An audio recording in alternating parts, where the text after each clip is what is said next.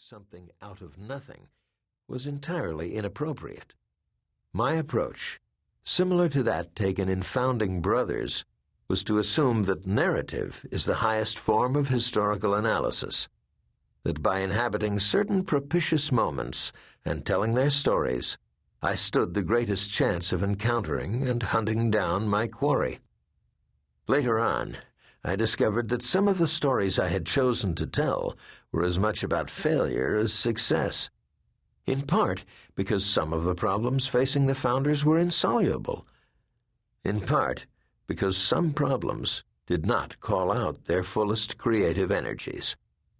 Irony was also at work, meaning that impressive resolutions of some problems closed off options to solve others. By circumscribing federal power, especially at the executive level, for example, the founders placed the threat of despotism on the permanent defensive, but in so doing made it virtually impossible to end slavery or reach a just accommodation with the Native Americans. This is a story, then, about tragedy as well as triumph, indeed about their mutual and inextricable coexistence.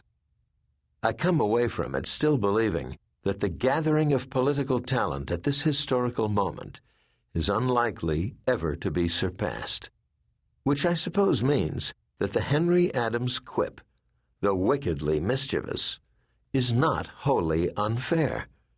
But I also come away with a more chastened sense of celebration, periodically wishing that the founders had been demigods who could perform miracles. Then I catch myself and realize that, if flawless, they would have nothing to teach us. And they do. Prologue. The Founding. During the last quarter of the 18th century, a former colony of Great Britain, generally regarded as a provincial and wholly peripheral outpost of Western civilization, somehow managed to establish a set of ideas and institutions that over the stretch of time became the blueprint for political and economic success for the nation-state in the modern world.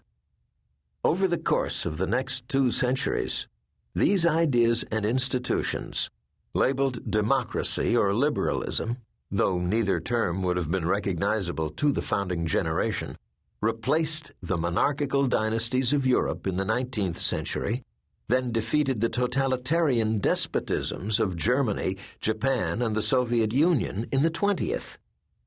Before we embark on the stories that follow, we need at least to glimpse the contours of the larger story, which is about the triumph of representative government bottomed on the principle of popular sovereignty.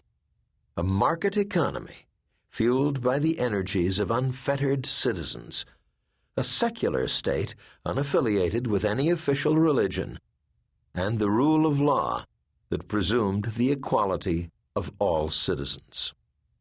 What seemed so brazen and improbable at the time has become the accepted global formula for national success. The only alternative, apart from North Korea's and Cuba's last stand versions of communism, is Islamic fundamentalism, and its essentially medieval values appear to be fighting a desperate rearguard action against modernity itself. The first enduring version of political modernity made its initial appearance in the United States during the Revolutionary Era.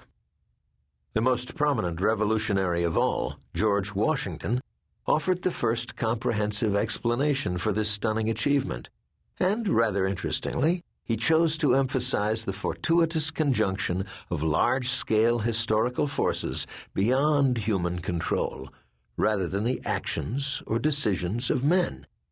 In Washington's formulation, written in 1783, even before the full story had played out, the American Revolution enjoyed 2 incalculable advantages: time, or perhaps timing, and space. The foundation of our empire was not laid in the gloomy age of ignorance and suspicion, he wrote, but at an epoch when the rights of mankind were better understood and more clearly defined than at